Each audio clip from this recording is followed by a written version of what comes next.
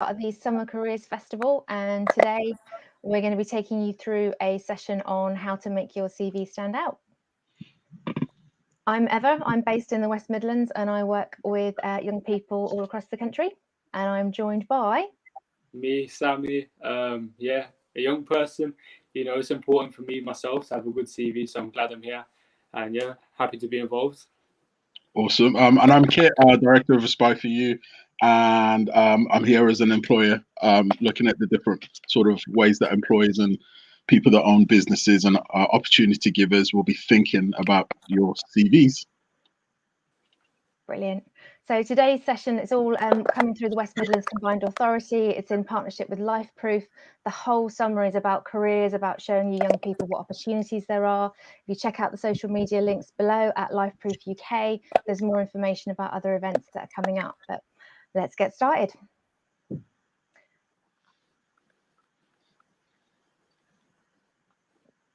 So Sammy and I are going to take you through some fun facts, but also, why is it important to make your CV stand out? Well, what's the problem? Everyone has one. Why should mine actually be different? So one of the perfect reasons is actually young people today. So in your generation, you're only predicted to stay in a single job for a maximum of 6 years, and then you'll move on to something bigger or better or something completely different. So when you think about that, 6 years maximum, there's a potential to have a lot of jobs and a lot of different careers in one lifetime. So your CV is going to change and it's going to have to stand out. Yeah, and across the sectors, the UK tends to see an average of 25 applicants per job. Now imagine, I don't know if anyone's tuned in, but imagine having 25 girls to pick out of, or 25 men to pick out of. You need to pick the right one. So this is why we're here today. This is why you need to have a good CV. It's quite a lot of applicants, that is. Yeah, definitely. And when you're looking at just kind of starting on the jobs ladder, so what they call sort of entry level jobs, or what the ones with sort of lower skills, for people that haven't progressed through their careers yet, there's an average of 506 applications per job. It's just an average.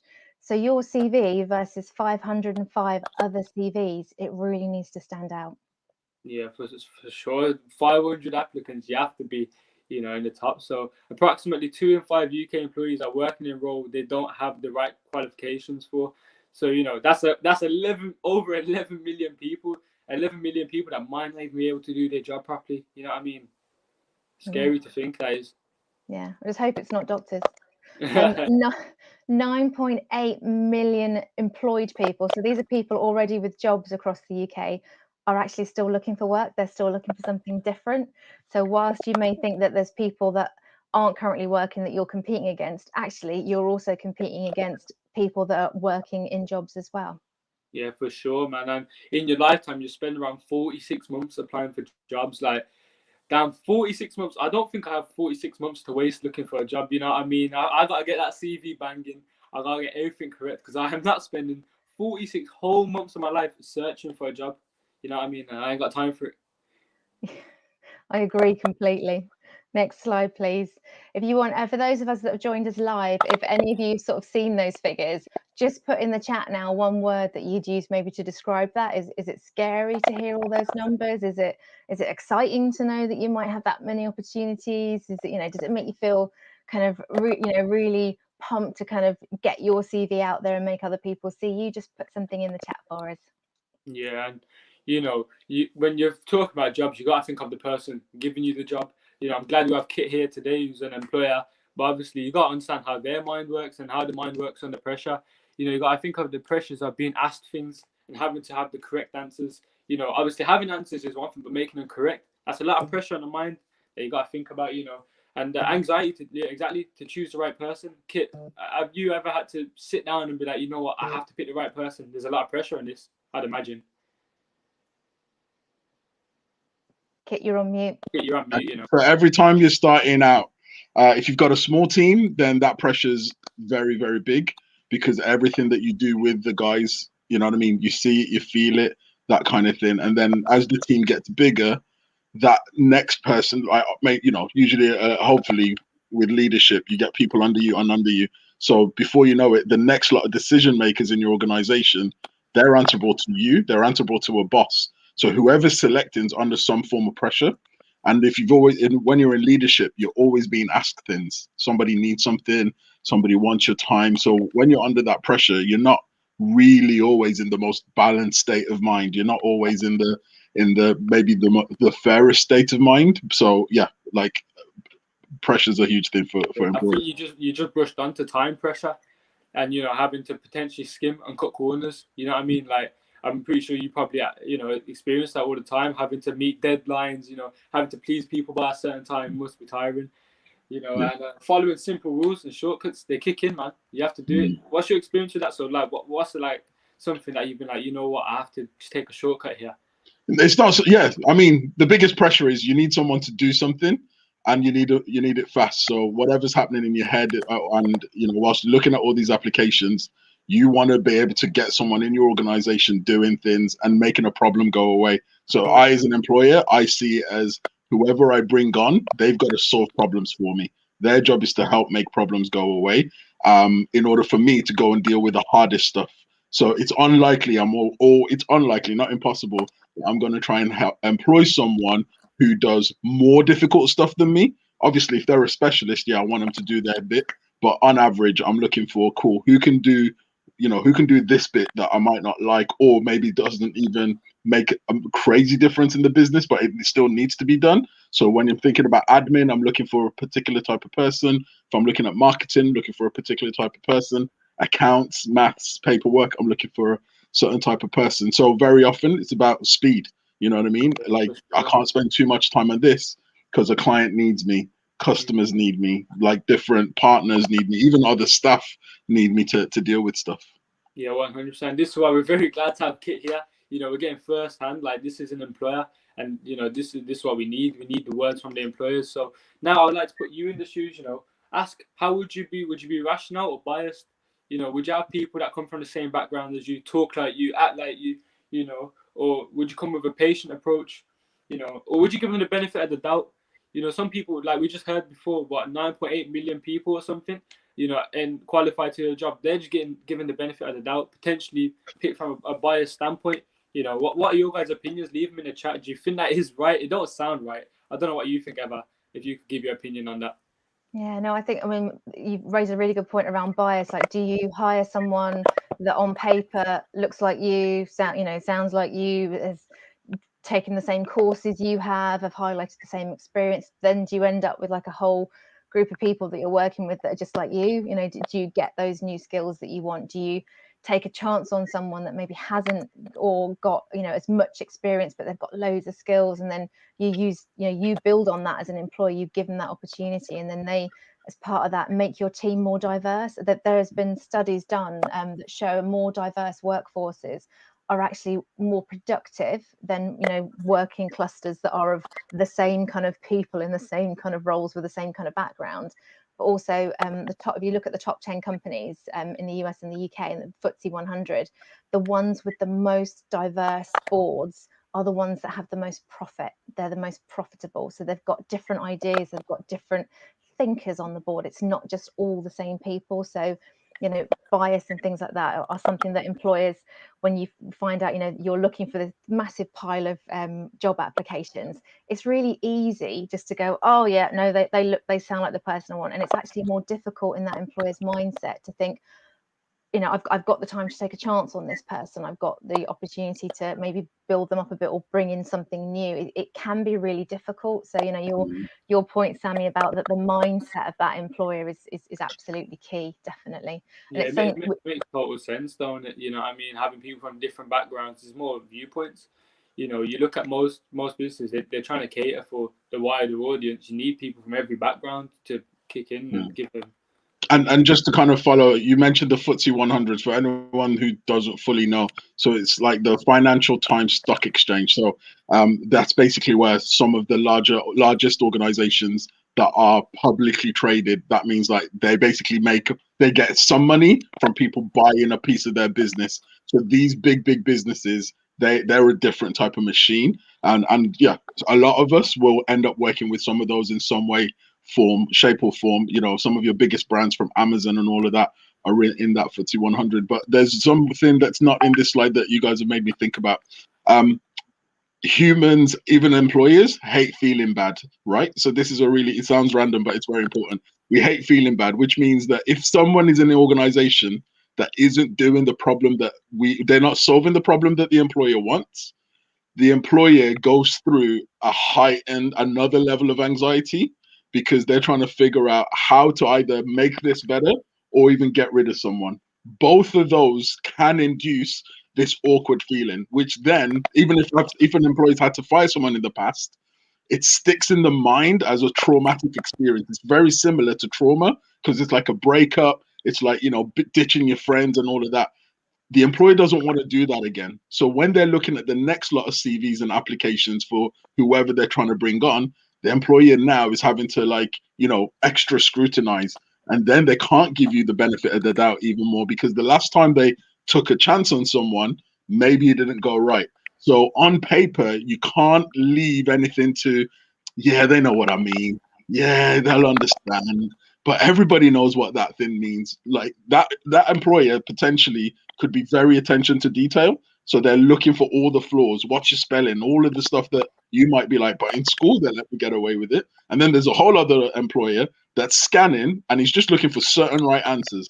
Like you could be a head boy, head prefect, captain of this, but they're looking for certain things. And if certain words aren't in there, so be aware that not everyone that's looking has exactly the same mindset, but you've got a lot that you can take control of to make it easier, but really, really understand how they're thinking. They do want to fill the post. They do. I want to fill that post. I want to, and I have to give that job to someone. So that's the good news. Someone's going to get it.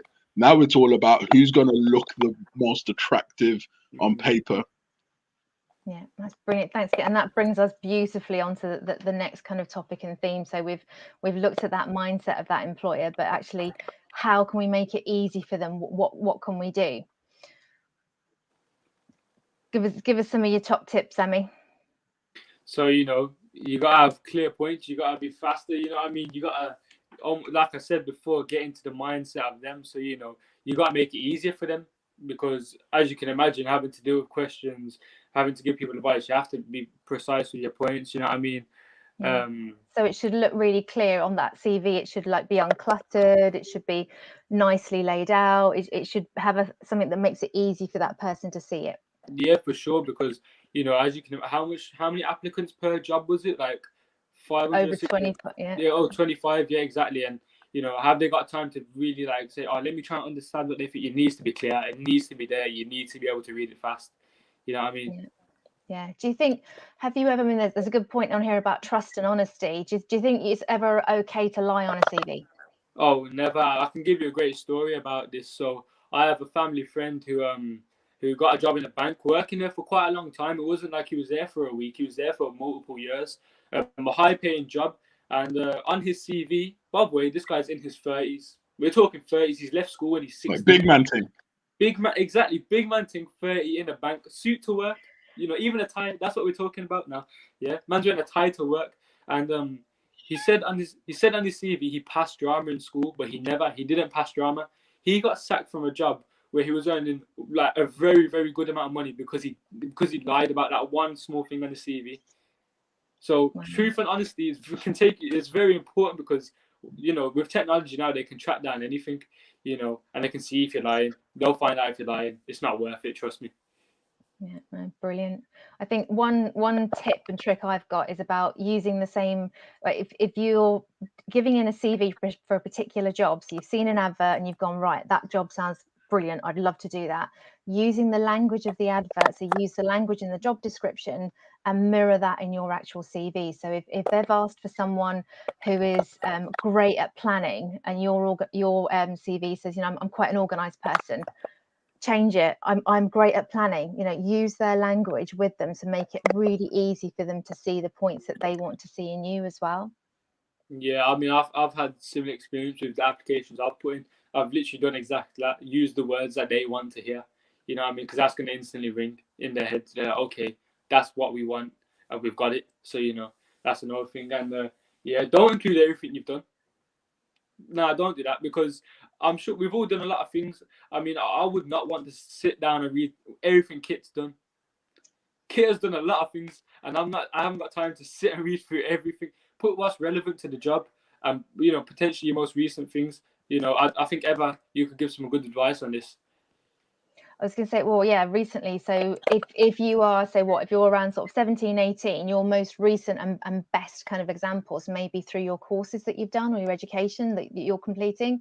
Whereas slightly further down the line, some of the most recent stuff you'll do would be some career, your work experience. So it's like, what order do you what do I want to tell that employer first? And actually the most recent current thing that I want to tell them about is how I've completed this course, the grades I've got, the projects I worked on, what I learned, what that will bring to them, as opposed to, I don't know, the babysitting job I had back a few years ago, which actually taught me a lot, but not really relevant for the job I'm going for.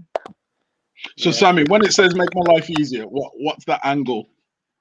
Make your life easier, as in, like, going back to my point, there's every job there's a bunch of applicants. We're talking 25 applicants. That's 25 pages, talking about them. And if you're making it difficult to read and like not putting things in order or spelling incorrectly, wrong dates, wrong times, it's going to be very difficult for the employer to be like, whoa, like this guy can't even write a CV. Why should I employ them? Things like that. I think maybe yourself could give a good example of this because you've had to deal with it. Yeah, so I think not even so much, it's not even at the CV end, like at this point. So a lot of the times, again, I'm trying to give an opportunity. I want someone in my team. So I've got to think about how they're going to fit in with everybody else. I've got to think about how much time I've got to put into them to kind of develop. Obviously, the more time I put in, the better. But my clients want my time. Insurance companies want my time, accountants want my time. So fundamentally, if I, as the employer or somebody in my team, is reading that kind of CV, remember that's the only chance they get to meet you before they meet you, right? So on paper is the only kind of effect, the touch point, we call it in marketing. It's your only touch point. That's the only time I'll ever know your first name, your last name. In this world of 5 million young people between let's just say 13 and 18, secondary school age, 5 million young people, right? So there's no good reason I should know you from Adam or anywhere. So I need to feel a bit like they've made an effort. Like that whole, have you looked into what my business does? Who do we help? How do we help them? Have you thought about how we use our language on our website? There's a reason we use every single word on that website, because we're trying to talk to a certain type of customer. So when you're reading that website, try and at least show me that you've read my job advert. Try and put in some keywords from that job advert. So if I advertise a lot for social media kind of specialists. So don't just tell me that you use social media. Try and have a thing to say, well, actually, on this particular platform, this is how I'm sick. These are the 3 things that I do really well on there. Or here's how I'm learning to be better on that platform. Because you being a learner makes my life easier. That means I can guide you, but you're going to go do a bit more in your own time. Yeah. So that's a lot of what I'm after. I'm after that.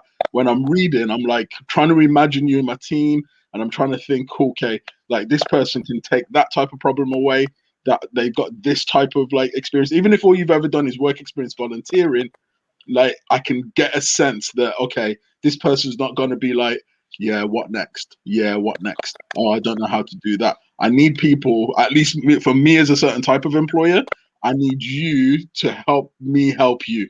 Speak loud, speak clear, let me know early. And if you can give me that picture on paper, you're going to help me a lot. If you've not done much and you've only got a 1-pager, that's fine. Like literally put all your school stuff in the section about you. I want to now read, or in your cover letter, I want to read little things that tell me you've at least done your research. I'm going to respect you when you've shown me that you respect yourself, and you've shown me that you want to stand out from the others. You know what I mean? And this is very important, because sometimes leaders are also looking for confident people. They're looking for certain types of team members. And again, it doesn't mean like you can't be confident and therefore don't apply. It's just, are you willing to try and be empathetic to me?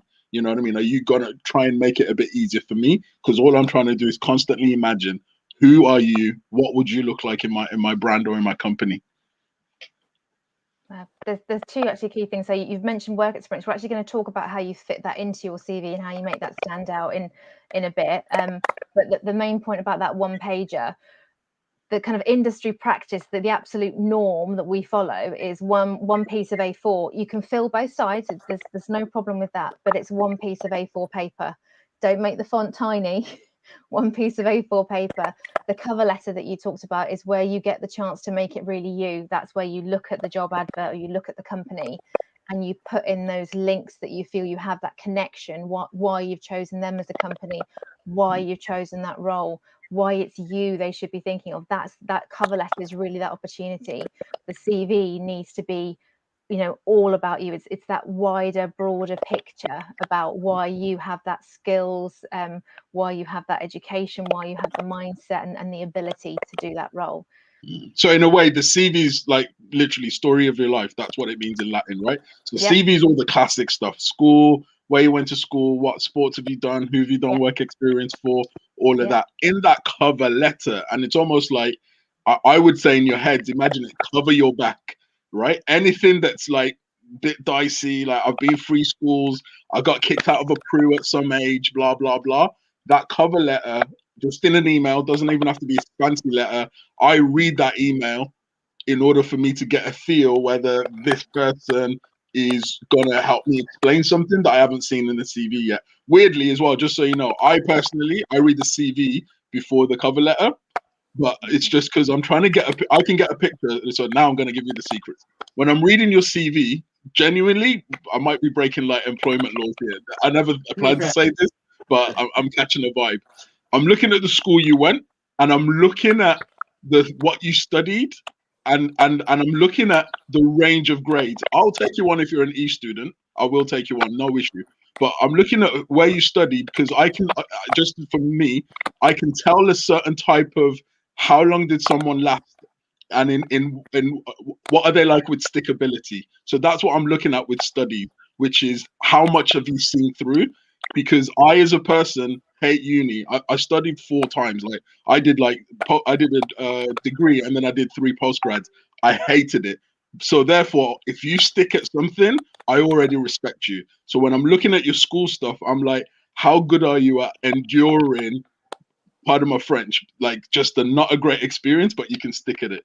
When I'm looking at your grades, I'm looking at, because again, what I not understand now about university, or not just university, any subject, for me, grades tell the story of how well did you understand, and even if you got high grades or low grades, did you still go and do other stuff in your real life? You know what I mean? So I don't really use the grades to say you're a better or a worse person. It just helps me understand how good are you at maybe written work, because lower grades, I don't think it means you don't understand. It's just maybe you didn't just interpret the question. So I'm always looking at that. And then in terms of where you did your work experience, I'm looking at the types of brands. If you've done more warehouse work, I'm going to be assuming that they haven't tried to get round you as an individual. Like, because I've done bingo work, I've done warehouse work. They didn't care about me. If I see you've been doing stuff with a certain type of charity, if I see you've been doing stuff where it's like a college related work experience, I'm like, oh,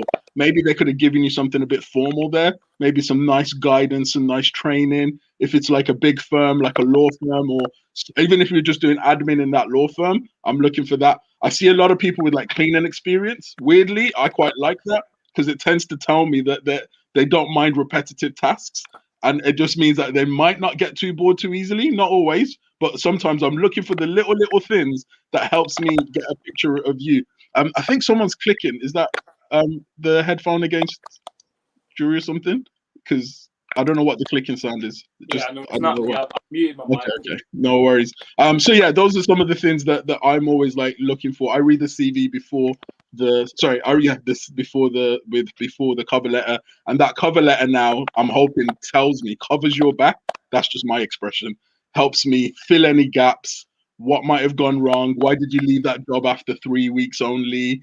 Maybe issues around dyslexia. I like to read about difficulties and challenges as well. If someone's, dyslexic, been through disabilities, had to move schools, speaks another language, I'll take a lot of different people on, as long as I know your story. Yeah, and it would be nice if other employees were just as fair, but be honest where you can, because there are employees that care about also when you come into that place, how do we develop you? Yeah, definitely. You've mentioned something about the cover letter and there's one massive tip I can share with all of you about the cover letter, and both when you get to the interview, tell them that you want the job, remind them. People put in, I think I've seen so many cover letters that start with, dear sir, madam, please find attached my CV for consideration in this role. And then they start banging on about how they've got the experience and the knowledge, but they never say, and I really want this job because, I'm passionate about kind of joining you in this sector. I really relate and identify with the mission of your organization and or what you're doing, or you've got this product and I use it all the time, and that's why I want to join you. I want to be part of that and developing that and using that and giving that to other people.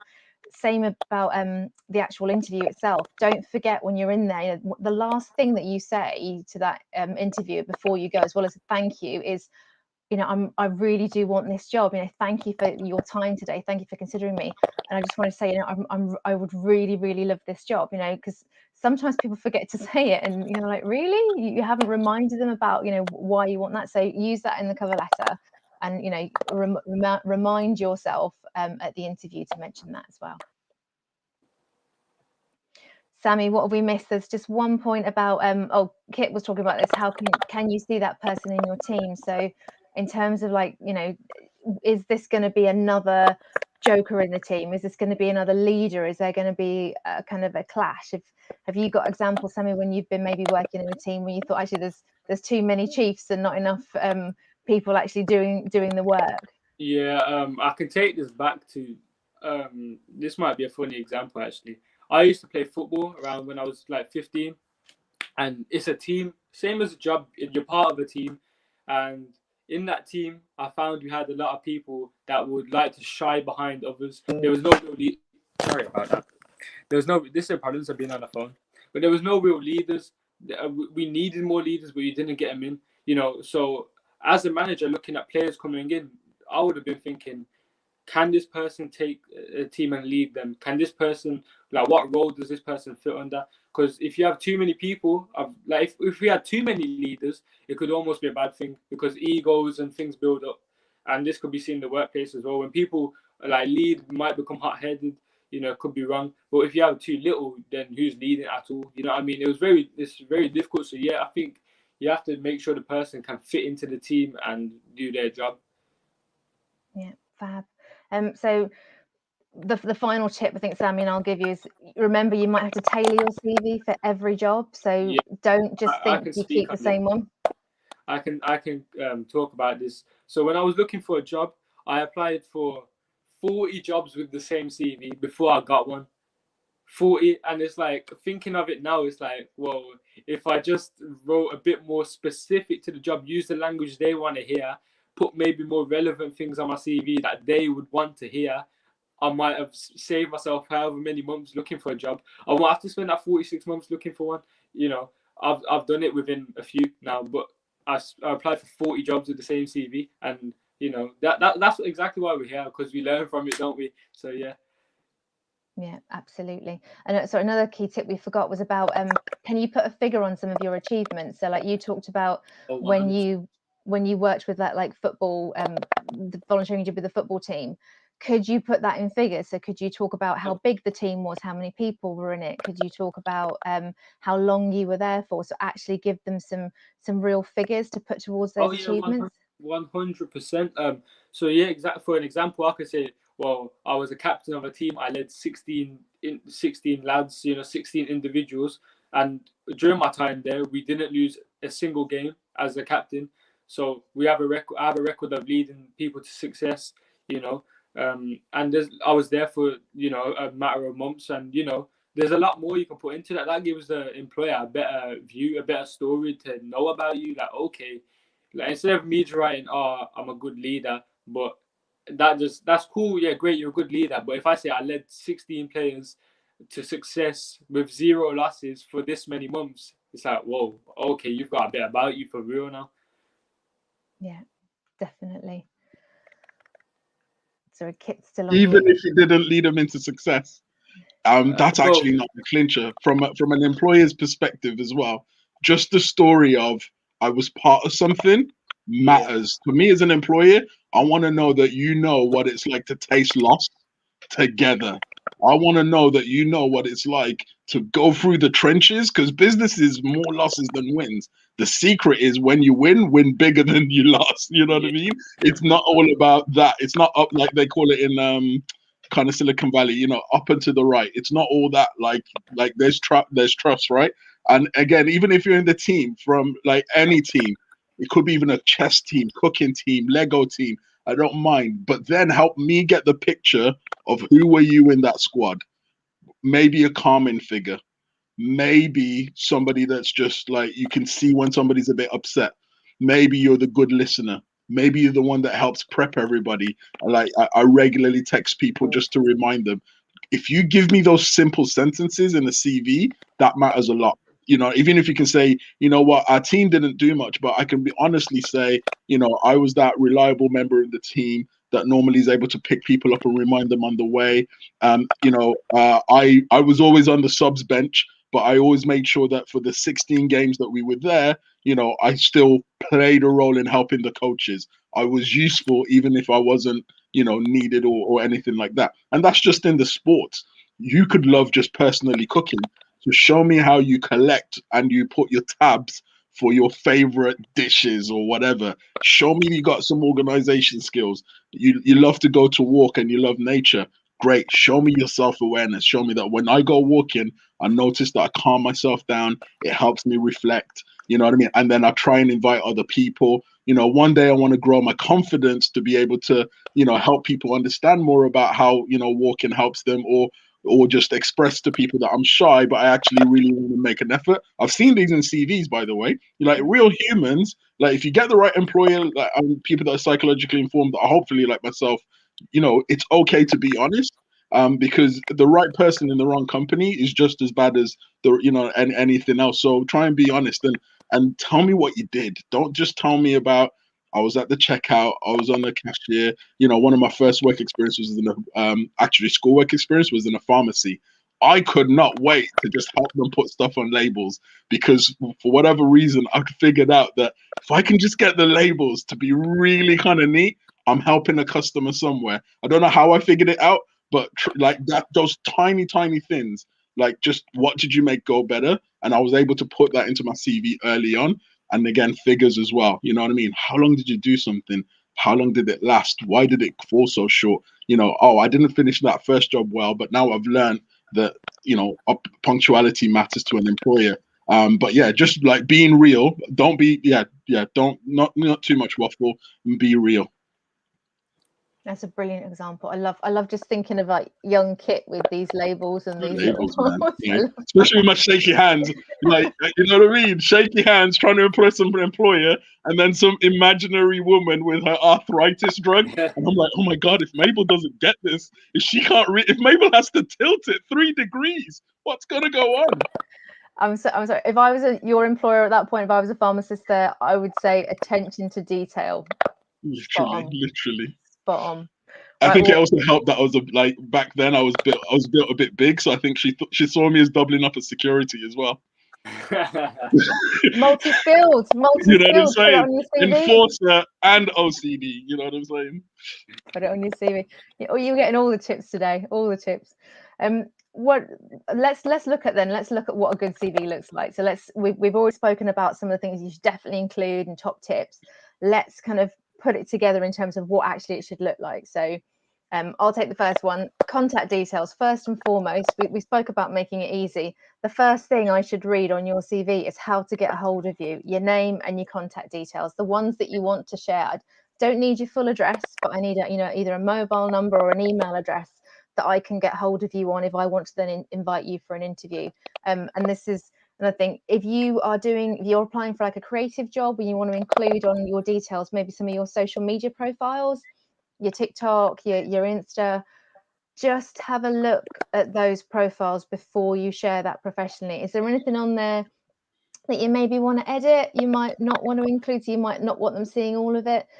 you can always start a second feed or start a second profile on those platforms that's your professional face that you share with people on your CV, and then you still keep some of the personal ones that you think actually, I like it, I think it's funny, it's really interesting to me, but maybe an employer might not want to see that, or it might not show me in the best light. I know, Sammy, your bit's coming up, but just for honesty and clarity, employers do search for their candidates. And I can give you 3 reasons. Not just, these aren't definitive, these aren't the only reasons. Some employers are looking to see if you've worked for other people in the industry. They're looking for any kind of potential conflicts of interest. They're looking for someone that's worked for somebody else, and now they're just going to be, you know what I mean, going the rounds around companies. They're also some are really nice. They're trying to also see whether there's stuff that you've not even mentioned in your CV that could be an additional benefit, right? And then, like I say, remember, the employees worried, they're scared too, so they're trying to do as much due diligence and risk assessment to make sure that they don't get the wrong person in their company. Like, so it's not personal. They're not trying to find dirt on you. It's coming from a deficit place. They're looking to make sure the wrong person does not enter their business. So it's not personal, but understand, like, put yourself in the best foot in. I've still got people that work for me that on their socials, they've got like a drink in their hand and all of that. Where for me, again, I just come at everything as psychologically informed as I can. So I now know who's in my company, even if I'm still going to give you that job, but now I know that, okay, cool, you've got another life outside work. Now in my interview with you, I want to gauge, do you know how to separate the both? You know what I mean? Have you got that self-control where you can go out on the lash? Sorry to the 16-year-olds, I'm not condoning any kind of like, consumption, but I'm being honest, like, people are going to have like a non-work life. Can you go do that and get fresh for Monday? Or if, some of my stuff's on the weekend, do you know how to think ahead, plan ahead, so that your other things don't kind of conflict with what our clients want? People expect stability from us. They expect reliability, all of that. So have you got the self-control to know when to switch it on and off? That's some of the things that a certain employer is looking for. Sammy? Yeah, so going on to your personal statement, this is very important. I think, Eva, you were telling me some people don't actually include one, do they? So I didn't have one for years and years. I felt uncomfortable writing my personal statement, and I don't know why. I just found it really difficult. It's like, how do you? It was like I felt I was trying to pigeonhole myself into like 2 or 3 sentences that would try and broadly tell people I could work as part of a team, but I was happy working on my own, but I was really wanting to work with diverse teams. And actually I was just like, this is just too much for me. But actually it's really important. And that personal statement area is where you can, again, pick up on what they've asked for in the advert, pick up on those skills, pick up on those key bits of experience that make that connection. Yeah, exactly. It's important, isn't it? You got to give them a bit about you. You know what I mean? They won't just want to straight away look into your education, your employment history, but they want to know what do you bring. Yeah, but we spoke about that earlier. It's like, which one would you put first? So like you're 17, do you put your education first? Because that's the most recent thing it stands out. It shows what you're interested in terms of the courses that you took and where you've achieved there. Or if you've got current work experience, like, well, don't worry about kind of thinking which one. Think about which one you think is most relevant, but you'll put both on there. Like for me, my education was quite a long time ago, and so I feel like my educational experience, my employment experience is much more relevant. People want to know what I've been doing recently, the skills I've got there, and then I kind of shoved the education stuff kind of down to the bottom. It's still on there, it's still equally important, but it's not as relevant to get in that first space as the other one. Yeah, and I think you obviously covered the education, employment, volunteering. There's actually a very big importance on volunteering. I feel like there's people just see the money and like, oh, we're not getting paid, why should I volunteer? But I think it actually tells a bigger story. That if you're volunteering, you're willing to do things for a good cause, unpaid experience. It shows what kind of work you are and what you actually want to do. You know what I mean, Kit? I know you deal with a lot of people that do volunteering and unpaid work. What's your stance on this? Cool. And we've got Cameron that's just asked a question really about what to include in a personal statement. So I'll try and include that in again, just from an employee's perspective. So again, I'm going to try and give people the things you can't just find on Google. Okay. So fundamentally, volunteering is a massive, massive, massive hack. Like, humans love people that give before they take. One of the reasons that we love our parents, if you think about when you're born, you've got this human that's just feeding you constantly. and doesn't ask you to do anything. And that happens on for years, and then they start moaning at you to pay your bills. But fundamentally, that bond is grown because somebody's given before they've expected anything from you. So volunteering is a bit like that. It's a gift. Somebody's given me as an employer the gift of their time in order to help me, and they want to be helped. Don't get it wrong, that it's an exchange, but that's massively respectful. And for me as an employer, I then get to see, learn, and mold with them. The more I know I can trust them, remember, coming from a place of fear, then you know what I mean. There's then a higher possibility that I can get them paid work. I know who they are, what they can do, how long they can do it for.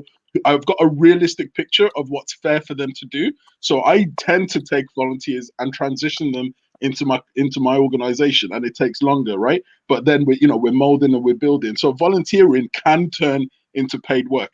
Even if you volunteer and then go elsewhere, you've got the reference. You've got a reference from me because you've guilted me. I say as a cheeky way, but I feel like, oh my God, you're giving me your time. I'd love to be able to give you a reference, or I'd love to be able to support you on your journey. And also it allows really nice positive networking, because it's happened for us where volunteers have loved what we do. They've gone somewhere else and told that particular company, you want to talk to those guys. Like even on LinkedIn, there's a couple of people now that will tag us in because they've had a really good voluntary experience. One of my lads went through bereavement. So he didn't get to do uni fully because somebody died. It really affected him. His mental health meant he had to drop out. So he came and volunteered with me in a year. As of maybe 4 months ago, he's now working with one of the top 5 pharmaceutical companies. And like he's hitting us up saying, look, as soon as I see something in this company, I'm going to let you in. So volunteering's got lots of benefits for employers. And I think everyone just focuses on the money part, but actually be of value and gain trust and get people known. And in that personal statement as an employer, I'm looking for you to help me get the feeling of, again, what it's like to have you. We've got the cliched stuff. So any young people that haven't done it, I see a lot of, I'm a dedicated individual. I'm really committed. I'm really passionate and all of that. That's nice. That's all good to read. I'm a very big fan of, where do you want to go next? So, hey, I love doing X, Y, and Z. I love, I'd love a career. HR is just a weird one that popped into my head. I'd like a career in HR because I think I'm very good at, looking at how people need to develop. But I'd like to use this work experience, this job, to really learn good standards. Okay, now you're telling me what you expect from me as an employer. That's useful. Maybe you got to hint a little bit that I'm looking for nice guidance, consistency. You know what I mean? What do you after as a person? That's really useful for an employer. What are you developing? So in that personal statement, I've liked it when I've seen people say, I'm also now looking to train in something. So you don't have to put it in the education bit about a course that's coming. Obviously, if the course is now, that's fine. But if you're like, oh, in 2005, I'm going to learn coding, don't put it in the education bit. Just say, look, I'm going to be, I've got a long-term commitment towards learning coding and learning future skills. Use that, use that phrase, or future-proofing myself. And in order to get there, I'm alongside this job, I'm looking to do some part-time courses because I believe in continually improving myself. Like literally, 50 words? In 50 words, you can give me a good picture of where you've been, where you're trying to get to, or you can give me a good picture of, cool, I'm changing careers. Like I used to do warehouse work, I used to do factory work, I used to work in a charity shop, and now I want to move into something that's, so I want to take the basics of customer service and customer care. Now I want to be part of a team that's going to help me, or I want to be part of a team that I can help support them to do their best work. And for me, that's, I'm good at admin, good at paperwork, I'm good at, social media management, I'm good at making calls. Any little things, just a little bit about where you've been, who you are, where you've been, kind of character and personality wise, and then try and make sure you've read about the company and say, cool, how can I help them better, or what do I expect them to help me with? The second one, don't be too, you got to be a bit dicey, because you don't want somebody thinking that you're saying, yeah, so I expect you guys to put me through a master's and I want to qualify for the bar. So it's a fine line, but the basics of, who you are, where you've been, and what you kind of bring to the table in that work environment. I think those are nice, healthy. Tell me, Cameron, if you feel that's good enough, or if you want me to go deeper. He'll write in the chat, but over to you. So it brings on to a really good point about the skills. So the personal statement, it really is a chance to highlight, skills that you think are relevant, but also it puts you in your best light, doesn't it? You're putting yourself forward, and it's almost like an elevator pitch. This is me in 50 words or less, and why you should be looking at my CV and why you should be hiring me. There is, and we're not going to touch on it in this workshop because there isn't enough time, but there is such a thing as a skills-based CV.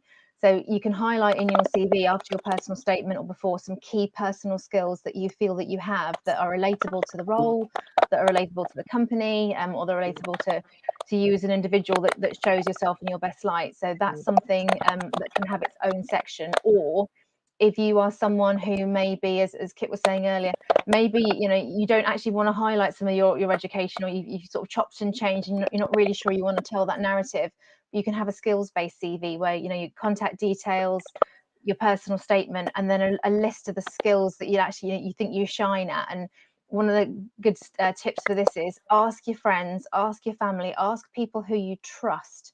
What do you think, what would you say my best skills are, and why? Get them to give you some examples. What, you say, why do you say I'm organized? It's like, well, every time, I turn up to your house, you've always got this, this, and this. Like, you've never run out of milk. You can always have a cup of tea around your house.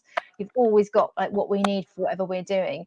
In some of those examples, you can think, actually, that really does, that tells me something about myself that you weren't actually really aware of. So skills can be a really important thing as well.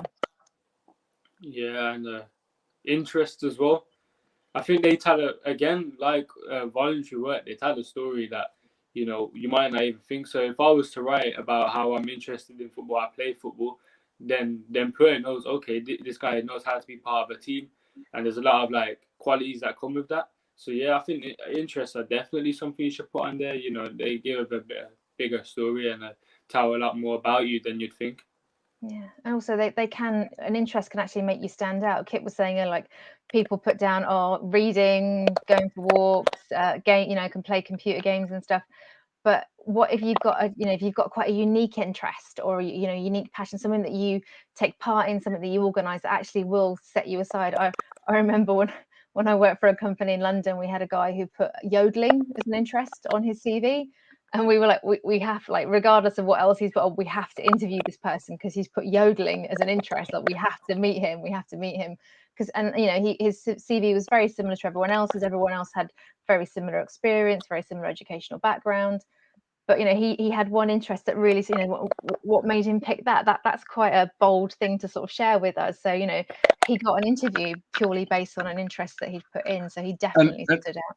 And I think one just a small thing that as I'm literally going through like a database of every CV that I've seen, and even some of the things that I do. So I'm going to try and help someone where possible to link your personal statement, your skills, and even your interests together, or at least to make your CV keep telling stories, even in places that you might think are dead space. So normally you'd say interest, dead space, and what is really useful between that personal statement and your skills CV. So there's two CVs in case people don't know, or there's more than one, but skills is obviously like, what are the things that you can do? And I think sometimes people mistake that with ability. So like a skill is really like, you've done your IT courses, right? But if you can then show me that, you're able to develop spreadsheets that can do formulas themselves, etc., that's where it's like a skill, like doing it to solve a problem. Whereas the being good with numbers is like, for me, it's really, really an ability. When you can then help me use the numbers to plan when a flight is going to be late, and you're going to help me find the best money because I've put you in charge of booking my train tickets. Now that's a skill. That skill of helping your employer save money because you've used your numeracy. That's where I think that CVs could be a lot better. Take me on the journey of how your maths makes something better, how your yodeling makes something better. So I would be interested in that person writing about their yodeling and being like, okay, actually in the yodeling, I used it to meet more people because I thought maybe unusual interest would diversify my circles. That's fire. Like, I might even hire you before you've even entered the room because I need to see that you can think. And I'm a certain type of employer, but I guarantee not enough people on their CVs understand that every space on your CV is you've got some fire points you can use. So any volunteering you've done, how does that make you a more interesting person, better person? How do you make a problem go away? That's all I'm after as an employer. And it's almost sounds harsh, really, if I think about it. Like, I do not know your name is James Smith. I do not know you're the son or daughter of whoever. I just, on paper, I'm like, can this human make something amazing happen for me? Whether you're a presenter and I can put you on my social media channels for you to tell certain stories, whether you're, you know, somebody that's really good at time management and you're a driver, so maybe I'll put you in charge of logistics. I'd run some events management. Are you that person that's able to be very clear about rules? Do you enforce rules well? Do you help people know what the standards and expectations are? Because at some of our events, you know, like, people are having a good time. I don't want health and safety risks. So use that space around your skills to show me how you make something easier. Don't just tell me that you got that qualification in Adobe Photoshop. You know what I mean? I use my Photoshop skills to tell a story. I can tell visual stories for people that, you know, find it difficult to read. I use images to help, you know, non-English speakers get included in an experience. I use music to bring people together. I use music to help other people express their challenges. So creative, non-creative, help me use that interest section, the skills section, maybe even the personal statement to reflect the same messages. I hope that makes sense. Yeah, well, let's ask any of the young people joining us live in the chat, looking at all those kind of those areas that we've said, you know, a good CV looks like this. What's the one area that you would pick out and say, actually, that's the most important to me? That's the one I think I'll enjoy writing, and I like what I can put in there. Put in the chat which section is the one that you're most kind of connected to. And what we'll do now, we'll put up some examples of two CVs and just go through them.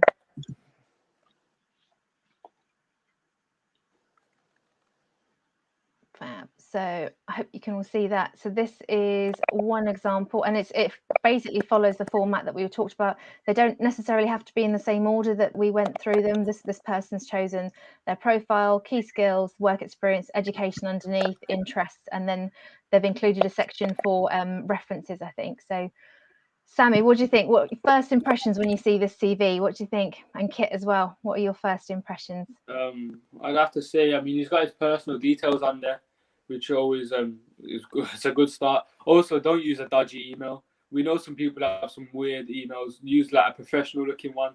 And yeah, Man like girl 88. You know what, bro? It's mad. Like, I remember sat next to my mate in school, and we were in like a business class, and his email was like FIFA Beast 123 or something. It's like, what are you doing? Like, you know what I mean? And so yeah, it's very well laid out. I like the way it's laid out. But yeah, you guys are the experts. I want to know what you guys think as well. You know, Kit, Eva, let us know. Just before you go there, when you're going through school, Sammy, like, who helped you with your first CV, and do you even know where you'd go to get help? This is obviously, I can only speak from the experience of my school. I think we maybe had one lesson, no more than two, talking about CVs. And come to think of it, they were the bare minimum they wanted you to put on their minimum. We had a careers advisor who didn't really advise at all.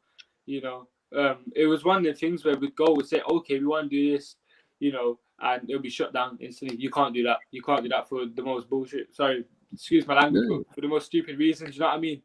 Like, so I personally, and I know I'm not the only one, we didn't have support. We didn't have the greatest of support in schools. I don't think they give you the best support. This is why things like this are useful. Cool. If anyone's interested, I think probably at the end it's going to be there. But one place is called Connections, 2 N's and an X. But they're meant to also be able to kind of guide a lot of young people in terms of CVs. I was going to get Sammy to name the school, but I'll let you off right now. In terms of how it looks. So for me, like, so looking at this, whoever, if you can help me scroll up. My first job is I'm looking, just scanning, because a lot of stuff is predictable. My instinct, my eyes are then bam, where have they worked? Oxfam, and then they've done something for me because I use one of my team to help make this happen. So I'm looking at, cool, where have you worked? So you've only done stuff from 2019. Employers thinking, okay, you're a bit fresh, potentially moldable, great. Then I'm going into what courses has that person done, and I'm looking at the courses. BTEC. BTEC tells me, not every employer knows this. BTEC tells me that they've not gone down the A-level route and they've gone down that GCSE straight to BTEC. So they probably like to be a bit of a maker and a doer. Then it also tells me that fundamentally from 2010 to 2018, they've been 8 years in a certain type of learning. But I also know that Google Digital Garage is not a school thing. So I'm like, oh, maybe this person has now gone out of their own way to go try and test something and do a few things. And then Future Learn, it's another online platform. So now that tells me that person's learning on their own time. So there's a few positives there, and it's telling me their journey. The D there means distinction. Believe it or not, I'm not as obsessed about the grade. Like, I'm looking at time. How long does it take them to do something? How long do they stick at it? And who they're at. Then I'm looking at the hobbies and interests. Now I'm looking for certain types of verbs, and this one's quite nice. Learning new software. For me, that matters as an employer. What are you doing to stay fresh and stay ahead of the game? Possesses an interest in producing content, graphics for platforms such as YouTube. Okay, cool. You've now named a place where you can do something.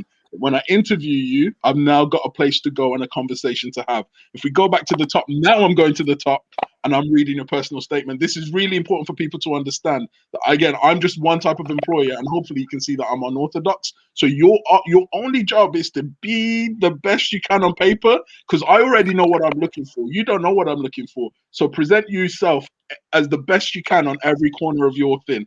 Now I'm looking at the fact that they speak another language like Urdu and Potwari. So in my head, I'm like, okay, that person now understands a different culture. And a lot of the times I'm bilingual. Bilingual people actually have to learn a certain type of empathy, because words in different languages mean different things. So now I know that that person knows about code switching. I know that they know about different, like, you got to be different people in different rooms. You know what I mean? Like when your auntie and your grand's in the room, you got to talk a certain way, you know? I'm looking at their video editing order that I can't see evidence. So I'm like, where's their link for that? But I appreciate that they've broken down who they are. You're saying social media, analysis is key, by the way. And maybe we won't go into it here, but even them talking the fact that they can look at something and interpret it, that matters for businesses to make their next decisions. Businesses should not just be like functioning every day without counting and measuring stuff. So I'm like, oh, maybe that person's useful there. And then go into their personal statement. They've named a few brands, could be a bit stronger, but at least they've tried to show me, hey, he is who I am. So I would definitely want to speak to this candidate. Yeah. From my perspective, I'd take a completely different approach to looking at this CV. So first and foremost, I'd look at the format. It's in a text and a font that's really easy to read. I haven't got to get my glasses. I haven't got to make it any bigger. I haven't got to squint. They've made it really easy for me. They've set everything out in really clear sections. Brilliant. Like as kids, so, you know, if I'm interested in the education, I know exactly where I need to go. I can just simply scroll down with my eyes. It's not a hardship for me. With the profile, again, it's nice and short, but there's some really, really interesting language, that efficient manner, proven by results. There's some really key words here that jump out at me, and that, yeah, a good personal statement will do that. I find it really interesting to put the key skills first, and actually the language one, as Kit was saying, so for me, English isn't my first language, and I would have put the language skills right at the top of those key skills. I'm proud of that, and I think this person should be too. So it's, you know, that they've chosen to kind of put that right at the bottom, you know, and where you put your skills in certain places will obviously depend on the job you're going for, but that tells me a huge amount about that person. The work experience, brilliant. Sammy said earlier about volunteering and how important it is. The fact, looking at Oxfam, that person had to go in, that person had to ask, that person had to fill in an application form and go through a process. It wasn't just turn up and, you know, we'll give you this opportunity. They've also then given their free time to do that. As an employer, that's told me an awful lot about that person already. And then qualifications and training. This person obviously has a DeLorean because they're going to travel into the future next month and start a Future Learn course.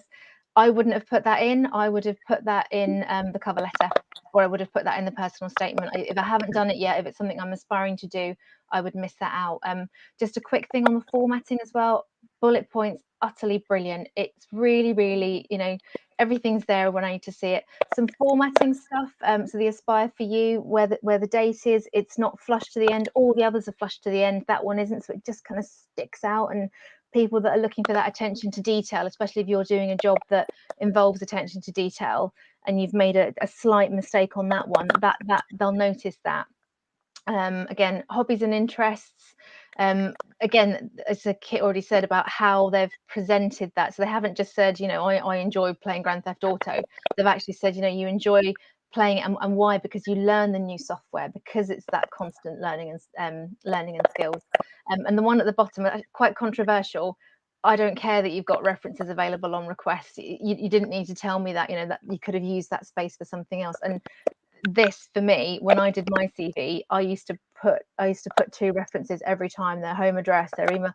I don't do that anymore. I don't even mention the fact I've got them. They will know if I'm applying for a job that I'm able to get references. So use that, take that space back and use it. But on the whole, really simple. It's clean. You know, it doesn't stand out as being, you know, oh my God, it's beautiful, but it's got exactly what I need in a really clear, orderly format. And clearly, obviously, in terms of that work experience section, the first part for me, in terms of like, well, there's 2 parts. One about even the work experience in the clothes shop. I think a tiny bit about that restocking clothes. It's like, cool, that's fine. It's useful if you're like, yeah, I was in charge of forecasting, like when customers would do forecasting demand. So trying to make sure that things were always on the shelf, or the other side, I was reacting to changes in the store, which means I was restocking. But let me know that you weren't just doing it because Marjorie, other people work in Oxfam shops. I'm not doing it because Marjorie told me to, you know what I mean? And then obviously, if you've done social media marketing as an assistant in Aspire for you or whatever, you need to explain what did you do again, what got better, what problems did you help make go away. So, you know, more detail in that, because if you're just putting Aspire for you, I don't know, it doesn't say if it was voluntary, if it was paid, etc. So that kind of thing, I think that needs a lot more evolution. But like I say, for me, I'm scanning for character, and character-wise, I'm interested enough to want to speak more to this person. Definitely. And that's me trying not to be harsh. There might be other people that will be like way more scrupulous. And the next one, is there another one? Yeah, let's have a look at the other example. So this is obviously for a more kind of creative, and obviously if you're going for a role that is more creative, so for example, not only do you have to submit a CV, but you might have to submit a portfolio. You might have to show, you know, show your work in either graphic form, photography, film, video. There's other ways of doing it, but what can make a CV really stand out is that presentation. So the last one was very orderly. It's almost like a shopping list. This is me. This one's very different. Sammy, would compare the 2. Which one do you like? Just looking at them, which one do you like? This one has come out a lot more out there in your face. You know what I mean? Immediately, like personally, on a personal opinion, I'm thinking, yo, I want to read this because this person has chose some funky colors. It's ordered differently. You don't see this very often with CVs. They're normally very just black and white, almost in a list with different things. This is standing out to me immediately. So yeah, 100%, I want to read this. And Kit, as an employer, would you take the same approach? Would you scan as much on this one? Yeah, so I think muted colors is good. I have seen some that are a little bit too daring. I've seen photography sort of CVs. If you can scroll up a tiny bit for me. So like the fact that the colors are quite muted. On the left, I'm getting all the core sort of, you know, the background information. How do I find you? And you know, what are the things that you kind of come with? And, you know, like you say, socials at the bottom. And then I'm looking at where they've turned it as core skills and then their experience. So I like the fact that, okay, I know where everything is, and coming onto that. So again, like I say, you know me, I go all the way to the bottom and I'm just looking for key things. So they've been an in-house graphic designer. They're telling me about they've been a team member in Greg's. So in the Greg's part, I'm now like, cool. Are they going to do the standard, or are they going to try and show me what little bits of magic? So I'm reading about customer liaison initiative is essential skill. So like using their own initiative. Okay, they're now saying a bit more. They're talking about that shift management and being on time. Cool, that's nice. It's resonating with me a little bit. And then the one about the next place. So now I know they've done 2 retail jobs. So are they picking out the same things from both jobs, or have they evolved a little? And clearly they've evolved a little because they've given me different roles across 2 levels. So, okay, I'm starting to see that person got stuck in. they weren't passive. They were paying attention when they were in the role, and they're making it come out on paper. And then if we go back up again, now I'm going to go kind of, read it like a little bit deeper. And now I'm like, okay, well, if they come for those digital skills, what are the key words? So, about them, they're a graduate, they've got these skills in these particular spaces. Then they're talking about leadership. So they're, again, even though they're probably applying for a digital role, they're taking me on that journey that says, that bit that you're probably about to read about Greg's, let me show you again how I know that, body language and communication to help motivate a team matters. Yeah. So they've learned the things from retail and brought it into here. Because, the average graphic designer or creative isn't always going to be able to show that much leadership, but they found a way to make it work. They've spoken to me about their other things like retouching as a skill, project management. Now, they've used the word multiple. That's telling me that they get it. You're meant to be busy. It's not all like school where you do this first coursework and then you start the next coursework. It's more like 4 courseworks at once. One client's coursework finishes in 4 weeks, another one's 14 weeks, and things like that. So I'm getting a nice feel, and they're taking me on a journey to say, look, I've done lots of different things. Here's all the things I've picked out. Where they can, they've shown me technical language. They're talking about color palettes, typography, and then where they can, they're showing me transferable skills around leadership, because they're already understanding that at some point, Kit as an employer, he's gonna need soldiers, he's gonna need generals. He can't be the only general, so he's gonna have foot soldiers and generals. So when they start talking about leadership, in my head, I'm like, okay, this person knows that there's a journey, there's a transition. They're not just trying to get in and stay at that level. They're letting me know that there's more to them. Brilliant. Again, and once again, I took a completely different approach because I'm allowed, I think, differently. I was absolutely overwhelmed by this format. Like Sammy said, it drew my eye much quicker than the other one. But I think the thing about this one is it gave me so much information in a really, really quick way. I've got their contact details. I know about their core skills, their computer skills. I know about their social media. I've got their last education bit that they've used. And clearly social is important to them because they've given me everything. Some of the words that they've used, some of that technical language, if I've placed that in my job advert, if I've placed it, or if my company specializes in using some of those and working with those programs, that immediately sort of pops out to me, which is, and this, absolutely, this is someone I want to hear more from. This is someone I think has presented themselves in a really creative, visual way that I want to meet now. And Sammy, I mean, obviously you've heard 2 stories there. So knowing that some people are looking for character, and knowing that some people are looking for that like usability, user friendliness, balance, and just information, like depth of information versus maybe a macro scanner like me, what's your thoughts and advice to other young people in terms of, clearly there's not just only one way, but how would you say, for 16, 17-year-olds like you, what's the best way we can articulate that to your your generation or your peers? Like, what's a friendly way to let them know what we've just summarized?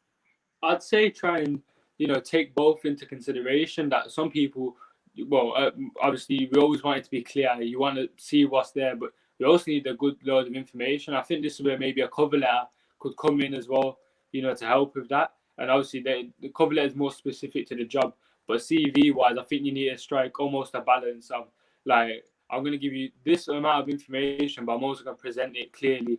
And this way you have to pick the relevant information so that hits the employer. And I think this is a great example. Something I haven't actually seen before is this kind of CV. Creative CV, yeah. I'm loving it. Like, it struck something in my mind. So yeah, for sure. From what you see, can somebody do one CV and nail it forever? Does one CV nail it and then you never got to come back again? No, I think you do have to change it up for sure, because as times move on and things move on, you need to maybe update your CV, change the style of it, because how many years have we seen the same CVs and then something like this comes out and you're like, whoa, okay, and what about getting it checked? Because you know how some people are like, this is about me, I don't want people to look, I don't want people knowing my business. No, you really need to get it checked. And another thing, this might be something very little, but go over it yourself, because you might have got your contact information changes, could be regularly. You know what I mean? You could change your phone number regularly. You need to get them correct. Your emails, you need to get everything correct. So yeah, and you need to get someone else to possibly check it. You know, my CV, I've had 2-3 people read mine before I say, okay, that's the final edit of that CV. So yeah, for sure, it's important. Sammy sounds like a man that changed from EE to gift gaff and forgot to put it on his CV. Nobody's calling him, and it's like, yo, like people. Every time you change your SIM, change your CV. I'm quite lucky to be honest. It does happen. It does happen. I've had applications come through with CVs, and I phoned the number on the CV, and it's out of order. Or it's some guy called Phil, and you think you are hoping to speak to a young girl called Kerry, and you're not sure what's happening, and it does absolutely it does happen. So I think, Sammy, we should leave everyone with just go over some of those top tips that we talked about earlier. So Kit's just said it. Get help, get people to read, even if it's just like rough notes and you haven't actually kind of got the format quite there yet, get some help. So people like the Connections, the Career Service, Coventry Job Shop. I know there's some other spaces, pop-up shops, youth centres, where you can go and get someone to just give you an honest opinion, and ask someone you trust as well. Explain that you're a little bit anxious to share this with them because it's kind of personal. It's you essentially on a piece of paper, but ask them if they can give you that support and help. Yeah, and also I think it's important to get professional help. Like today, it feels like we've got two professionals here. We've got Kit and Eva, talking from experience. You know what I mean? And we're getting professional help, and it's very, very valuable because these are the people that are going to give you the jobs and stuff. So yeah, get professional help. There's online checks, to get that done. So why not? Yeah, I did it. No, go for it. Sorry. So I was going to say I did it. I think it was Indeed. So I sent my CV off. This was a couple of years ago, and I sent my CV off to them, and they said, "Do you want us just run it through our free CV checker?" And I was like, "Yes, please." And the feedback you get can be quite generic. They don't know you as a person, but what they know is what a good CV looks like and what an employer looks for. And they gave me some really good kind of things, sort of saying, "You've focused a lot here. You've given us a lot of information about that role, but you haven't told us about that. Is there a reason for that? Do you want to even them out?" So that it was really good at doing stuff like that. And there's lots of recruitment agencies that you can actually go into, and hopefully now COVID's over, go into and show them your CV and ask for some feedback as well. If you do want a CV check-in, this is me setting up other people to do the hard work. But email hello@lifeproof but obviously clearly explain that you need help. You want someone to look over a CV for you, but it's something that we're more like. Yeah, I think it's very doable for over the summer festival that's being done, and I'll make sure that that help is there, and I do offer a lot of CV help myself, and I know at least 4 people in the community that do the same. A guy out in Handsworth, people North Birmingham, South Birmingham, in other cities. So ask people that actually hire people as well. I'm not gonna lie, this is now just my own personal prejudice, that I've noticed that a lot of people will just go to a familial member, but they've not really quality assured that who that person is. So just because maybe your cousin got really good grades at uni doesn't mean that they know what's going on in the job world, you know what I mean? So where you can, like, if you've not got access to them, you haven't, but try and find, and even teachers as well. I'm a qualified teacher myself, so I've got no issues kind of calling out my profession. But some teachers have never done any other job except for being a teacher. And the way that they became a teacher is you qualify, you apply for 2 or 3 jobs. Sometimes they don't even apply for jobs because there's such a shortage. Sometimes the teacher sneezes and the school's like, we're hiring. So fundamentally, those people down the line aren't always the best at actually letting you know what an employee is wanting, because they don't know what's going on in the job market. And I also work with teachers that they're trying to get me to help their kids because they're so removed. So, be aware that not all professionals know this bit. If you're applying for a teaching job, ask a teacher. If you're looking for law, all of that stuff, try and diversify who you ask. Use LinkedIn, Twitter, or Facebook, or even Instagram. Hit up a couple of companies, be cheeky in a nice way, be cheeky in the DMs. Hey, I'm 17, I'm 20. Like, the younger you are, the more people are like, oh yeah, let's give them a chance. Being young, ask as much as you can. Like, people are less likely to say no when you're young. Like, the more collagen in your cheeks, use it, because when everything dries up and wrinkles, nobody gives you a second chance. Anyway, over to you guys. That is not true. However, are you sure? Yes, and I absolutely just ask.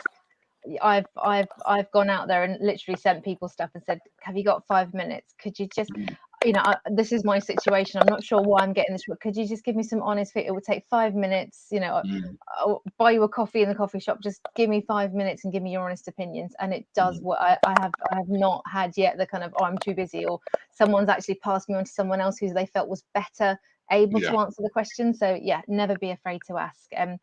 Those of you, again, looking at the stream now, that are thinking, actually, I get it, I've got to write a personal statement, I've got to include my experience, I've got to try and highlight some of my best skills, but I still feel that I've not got enough, or I still feel that to put myself in the best light, there's still something else that just is, I'm just that little bit off. There's some great things you can do. There are loads of free opportunities to upskill. Google, I think we've mentioned Google Garage before, but we're not on commission. They've got 156 courses on their website. They're all free.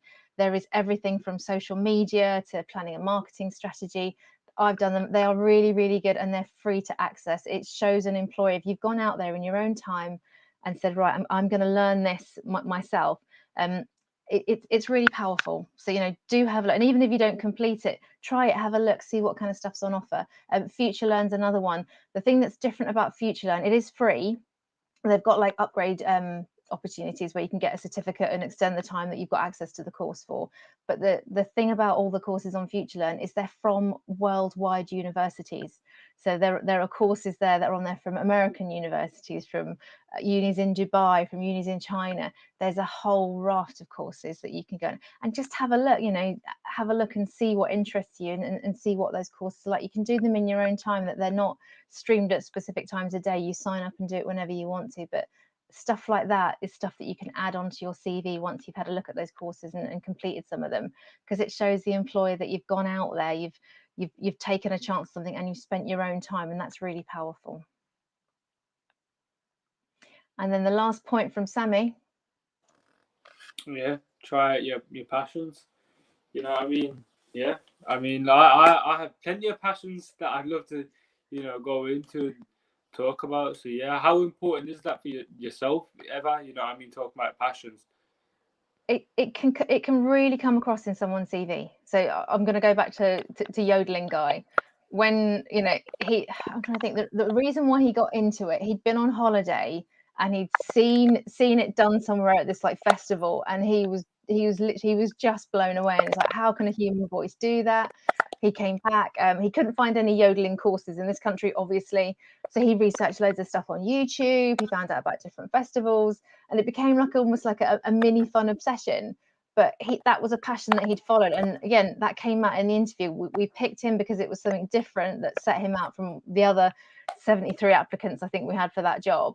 But getting him in the room, and he talked so openly about how he'd been affected by it, how he loves it. He didn't recognize himself as a world expert, but he had that passion for learning about it and finding out about it, and that came across, and that tells a lot. So absolutely follow passions, because that's what you'll be able to really speak with authority and honesty with an employer with. Yeah, tells a bigger story, don't it? You know what I mean? A little bit, something just interesting that almost can remove the job element and reveal your person. Like, oh, okay, that's weird. I want to talk more about this. So like the yodeling thing, you wanted to talk more. That's why you got him in for an interview. You know what I mean? This is crazy. So yeah, passions, talk about them and follow through them. And also passions also help you meet other people. And again, like, we're in the people business, and I didn't really articulate this, guys. There's everything's about people. Like, wherever there's a work, there's people involved. Wherever there's money to be made, there's people involved. So weirdly, your career is more about the ability to navigate humans more than it is really about that technical skill. Because even if you're still a good coder, accountant, you're a good forestry conservatoire or whatever it is, there's a human somewhere that you've also got to be able to connect with. So when you go find that passion, and even if it's just about it makes you happier, so therefore you're a more positive person, therefore you can deal with other humans better, it all counts. You know what I mean? Anything that improves your well-being and helps you to improve your networks, go do more. Definitely. So again, Kit gave the email earlier. So information about other events that have taken part at the festival at LifeProof UK. Check out the social media, have a look at what's happening, and just get involved. And Thanks, Sammy. And anyone that needs CVs, email us. Email. We want to build relationships. We want to help people under 30s. If you're over 30s, we'll try and also do, like, you know, signpost in the right ways. But yeah, for any young people needing support, like, this is that time. There's going to be around 23,000 young people that are going to be at risk of being what we call NEET, not in employment, education, or training, EET. Yeah. So because furlough ending, certain businesses haven't fully recovered. This is just in the West Midlands, 23,000 young people in the West Midlands, 43 or 45,000 across the Midlands, irrespective of age, are going to be likely unemployed or seeking some form of additional help or support. So we're trying to do what we can ahead of that curve. We know it's not easy. We've actually been doing a lot of outreach work under the LifeProof brand, and with Aspire for You, kind of winning contracts to do more in our communities.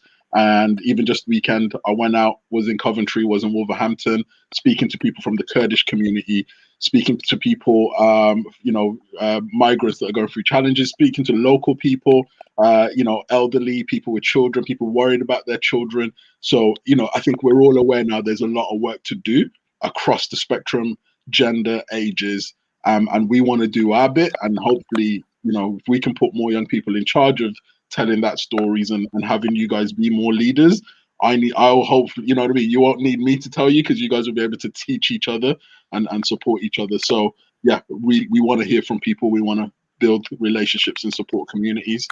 Sammy, from your perspective, as a summary, what do you think, support that young people are going to need CV wise? Any practical things for people like us to do more to help young people your age? Yeah, for sure. I think practical is obviously a better experience where we can sit down and literally go through it.